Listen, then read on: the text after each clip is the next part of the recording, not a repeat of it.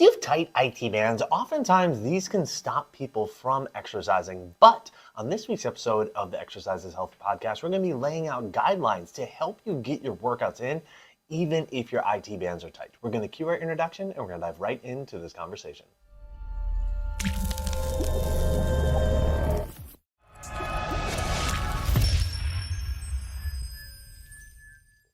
Hey, welcome back, exercisers, to the Exercise is Health podcast, brought to you by Muscle Activation Schaumburg and Exercise for Life Studios, where we believe that your health is your most valuable asset. And the single best thing that you can do to both boost and protect this asset is exercise. Specifically, exercise is geared to building the health and function of your muscles. We are your hosts, Charlie and Julie. And this week we are diving into the topic of IT bands, and specifically tight IT bands. Now, if you have ever had tight IT bands, you know how debilitating they can be, especially if you like doing cardio, especially if you find yourself trying to use your legs when you're working out. Here's the thing.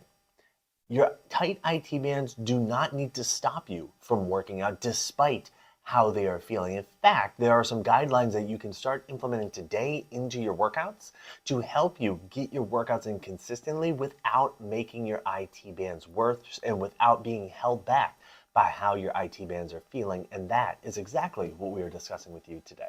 Charlie, that's right. Let's take a step back and talk a little bit about the IT band for people that maybe aren't totally familiar with, like, what is an IT band?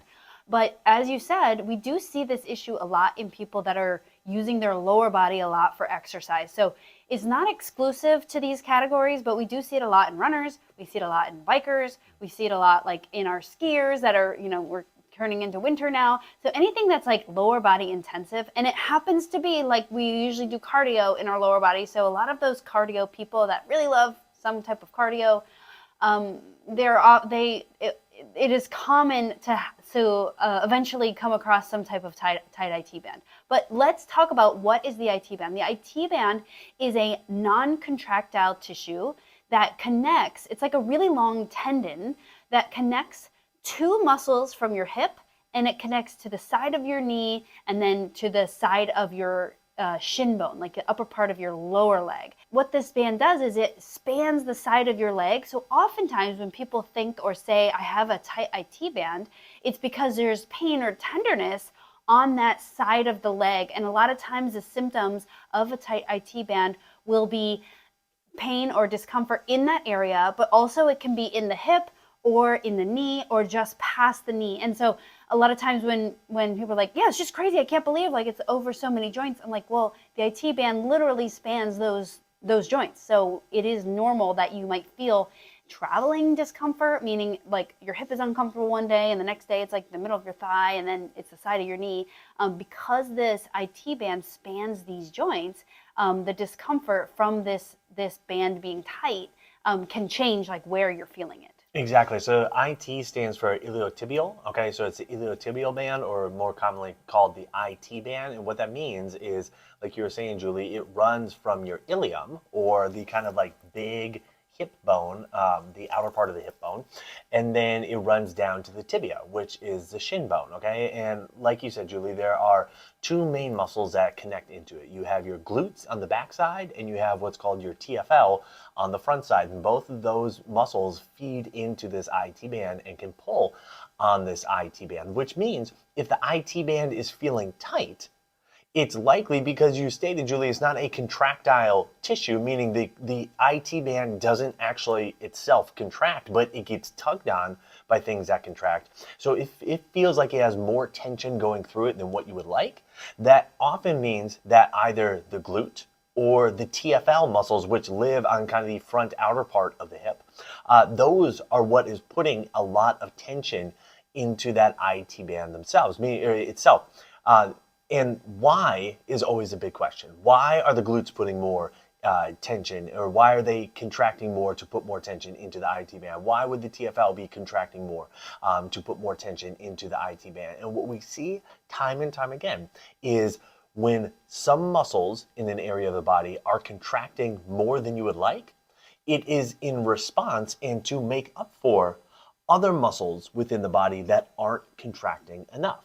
All right, and this is one of the kind of primary foundational principles of muscle activation techniques, which says tightness i.e. muscles that are contracting too much, is secondary to weakness or muscles that aren't contracting enough. And that's exactly what we see with tight IT bands as well, is that when there are muscles that are pulling on it and making it feel tight, that tightness and the tightness going through the muscles is in response to or secondary to muscles that are too weak or not able to contract enough. Charlie, you really hit it there, where the next question becomes, why is this non-contractile tissue, the IT band, super tight or symptomatic? And it always comes back to, well, the muscles pulling on this IT band are really tight or holding a big contraction.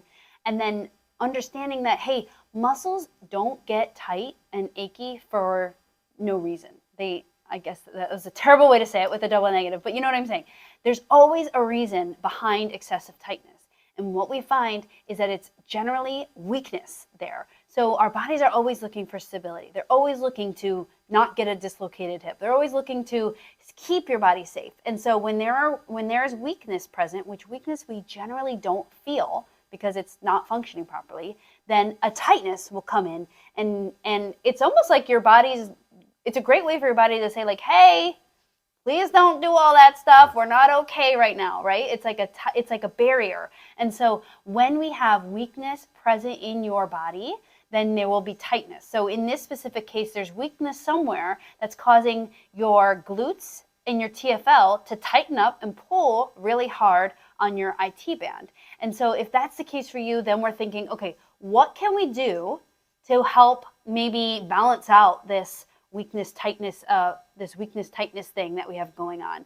And that's what we want to start talking about now. And the first thing, which I think a lot of cardio worker outer runner people need to hear this, is that stay away from the stuff that makes it feel really bad. Stop doing that.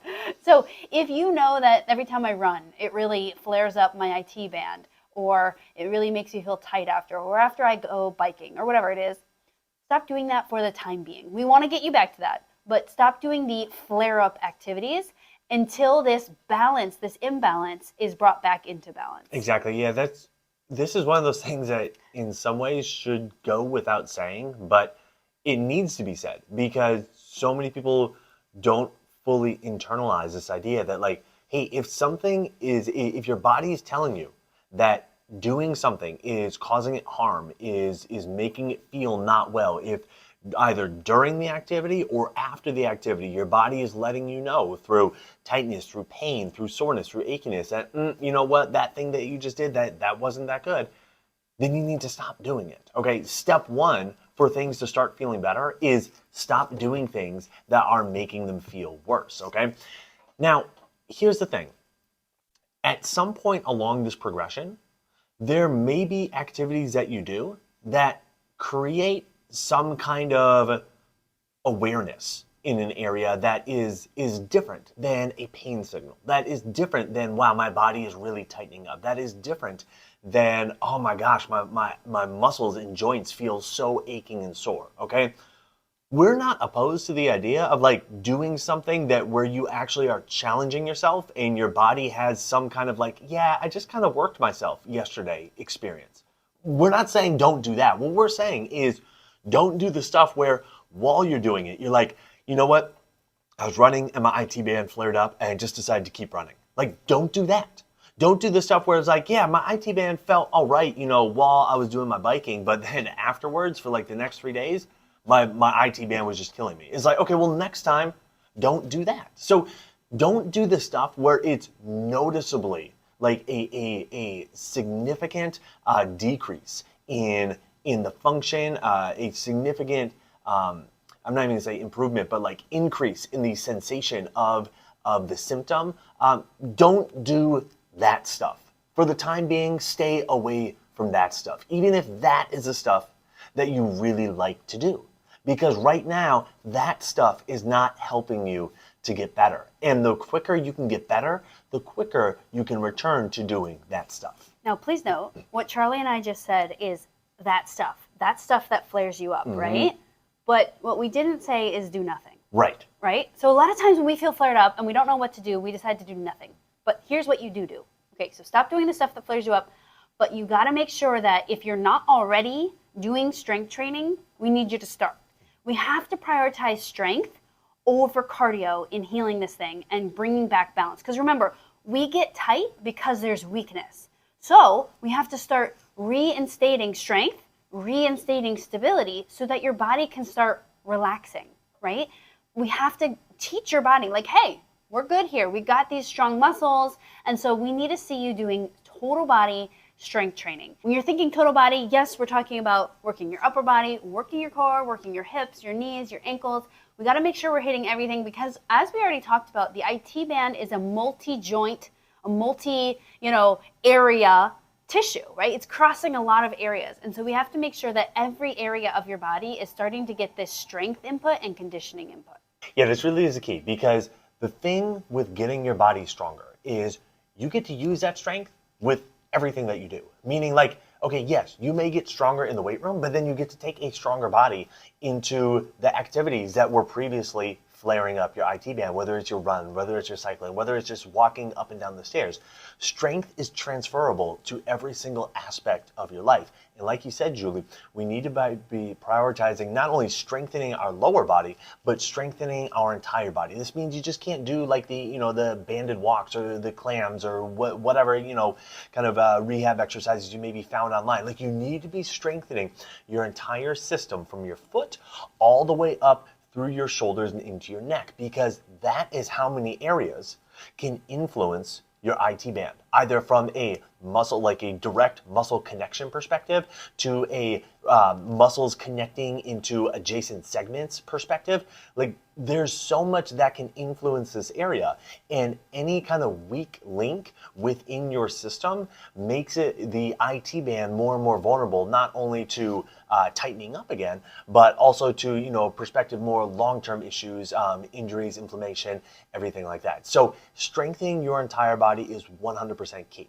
But if you're hearing this and you're like, well, every time I try to strengthen my body, every time I try to do strength training, that's when it flares up, then we need to start adjusting how you're doing your strength training. Too often we get focused on the what. It's like, oh, that exercise isn't good. There's no how you are doing that exercise may not be appropriate for your body right now. And if you've been hearing our content for any period of time, you know that we have 4 principles that you need to be following in order to change the how aspect of your exercise. And that's what we call our 4 exercise for life principles. Those are exactly what you need to be following in this case as well. That's right, Charlie. So following the 4 exercise for life principles is the key to changing how your body is feeling with your exercise, because it makes sure that you're respecting your body when you exercise. And again, we want to see this happen, building in the strength, because that tightness comes from weakness. Okay, the first exercise for life principle is going to be respecting and using your full symptom-free range of motion. Now, a lot of times when we exercise, especially if we're having tightness, we want to almost push through the tightness. We want to feel the tightness. We want to feel the stretch. And so what we actually find is that when you exercise, use your full range of motion, but leave out all symptoms of tightness, achiness, zinging, crunching, any of that weird stuff, anything except muscle squeeze. You don't want to feel any of that. So you need to modify your range of motion, even if it means you were doing full squats and now you're doing half squats, because the top half is what feels good. Awesome, do that. Or you're doing crunches and you can crunch for 3/4 of the way and then the top, quarter feels funky on your back. Great. You're doing the bottom 3/4. So use your full symptom-free range of motion, not violating any of those signals, those pain signals, tightness signals, zinging signals that your body's giving you while you exercise. And a little tag on to this one is when you feel like your symptoms are changing, then using that new range of motion. Because what we do find is that when you respect your body and you respect your body's bounds, like the ends of the ranges, your body will start giving you more and more and more. Exactly. This goes right along with what we discussed as like the number one first thing to do, which is to stay away from activities that are making things worse. Those activities also include using motion, amounts of motion, and parts of your range of motion that you feel are symptomatic and are making things worse. So it doesn't mean you need to scrap the activity or the exercise altogether. Just change how you are doing it, and staying within your symptom-free range of motion is a huge component of that. The second exercise for life principle is to control your moving and non-moving segments. In other words, make sure you're being very mindful and super strict with what parts of your body you're wanting to move and what parts of your body you are not moving, and then maintain that the entire time you are doing that exercise. One of the things that we see be the predominant reason why people feel lousy after they do strength training is they are not controlling, particularly the parts of their body that they want to stay still, okay? They are starting to compensate throughout other parts of their body. They're starting to use other parts of their body to move the weights to faster than they should, to start to create momentum, which then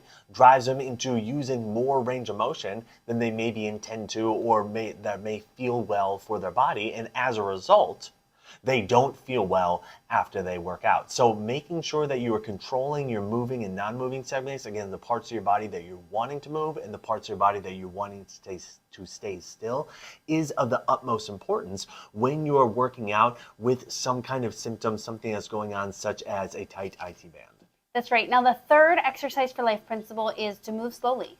A lot of times when we are working out in general, everyone moves pretty darn fast, because the goal is they're thinking about reps, they're thinking about getting numbers in, and honestly, it makes it a lot easier on your body. But when we're thinking about building in strength to your body, remember, that is the big issue that happens when we have excessive tightness or chronic tightness, is that there is a weakness somewhere. So the slower that you move, the more focused and targeted this strength training sessions can be on actually filling in those gaps that you have. And remember, it's really hard to know where the gaps are, because you don't feel them like tight muscles. Like, the symptoms we feel are the Band-Aids. They're the cover-uppers. And we're trying to find what is the root here. And so making sure you're moving nice and slow when you exercise, so that you are really highlighting the importance of the muscle work that happens when you're doing your strength training. Exactly. Exercise for life principle number 4 is to focus on squeezing your muscles throughout the entire time that you're doing the exercise. Don't get caught up with the rep. Don't get caught up with trying to move more.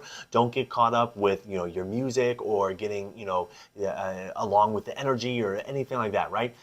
Just keep your focus on squeezing your muscles the entire time you're doing the exercise. Not only will this allow you to move slower, like Julie was just talking about, and it will also help you to stay within your symptom-free range of motion and make sure that you are controlling your moving and non-moving segments. So this really is like the principle that if you follow just one, it'll allow you to follow the others much easier as well. So keep your focus on squeezing your muscles the entire time you're doing an exercise. So just to recap, the 4 exercise for life principles, aka how you should do your strength training, is number 1, respect your full symptom-free range of motion. Number 2, make sure you're maintaining your moving parts and your non-moving parts. Number 3, move slowly. And number 4, make sure you're focusing on squeezing the muscles when you are doing your strengthening. Now, the last thing that we highly recommend if you are struggling with excessively tight IT bands, that means you've probably done a lot of things, including listen to this podcast, but is get MAT. MAT is the most efficient way to find out where are the neuromuscular deficits that are causing weakness, leading to this tightness. What we see often is that when you have a neuromuscular weakness, you go and strengthen, and that weakness doesn't get strengthened because it's not well connected to the nervous system. It's not well connected to your body. And so it's really hard to volitionally activate it or squeeze it. It's really hard to be like, okay, bicep, squeeze, if that muscle is neurologically lower. So with MAT, what we do is we identify these areas and we identify these muscles and we activate them so that when you go and do your strength training, when you go and do your running, this muscle can now be integrated into your system, not leading to something having to protect from the weakness. Exactly. So it's kind of like if your car has loose battery cables, okay? And, it's not able to move, or, it's not running well. It's like, you can try to rebuild the engine and build it up bigger and stronger, but it's still not going to be able to, turn over. It's still not going to be able to move. You can install a new battery.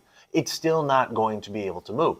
It's not until you actually tighten those battery cables and reintroduce the signal from the battery to the engine that your car will be able to move, that you'll be able to access all the torque, all the horsepower, everything that is built into the engine, and everything will work in the way that it's supposed to work, okay? So in a similar manner, is like if you are having these neuromuscular deficits where certain muscles are not receiving enough signal to contract, you can try to do your traditional strengthening exercises, but it's not actually going to resolve that deficit. It's just actually going to further the compensations because it's going to teach your body how to continue to use the muscles that are already working well, which is the issue that you're experiencing right now to begin with, all right? So yes, we need to make sure that you're strengthening, but in order to make that strengthening truly effective, we need to make sure that all the muscles that you are trying to strengthen are viable options for your body to strengthen. And MAT is exactly how we go about doing that. So if you'd like to experience muscle activation techniques for yourself and you are in the Chicagoland area or are willing to travel to the Chicagoland area, that is our specialty here at Muscle Activation Schaumburg. You can get on our schedule, see our availability, and get yourself booked for your initial MAT consultation and assessment by going to www.matschaumburg.com. On our website, we have a big green button that says Get Started. You can click that, and again, you can see our availability and schedule yourself right there for your initial MAT consultation and assessment.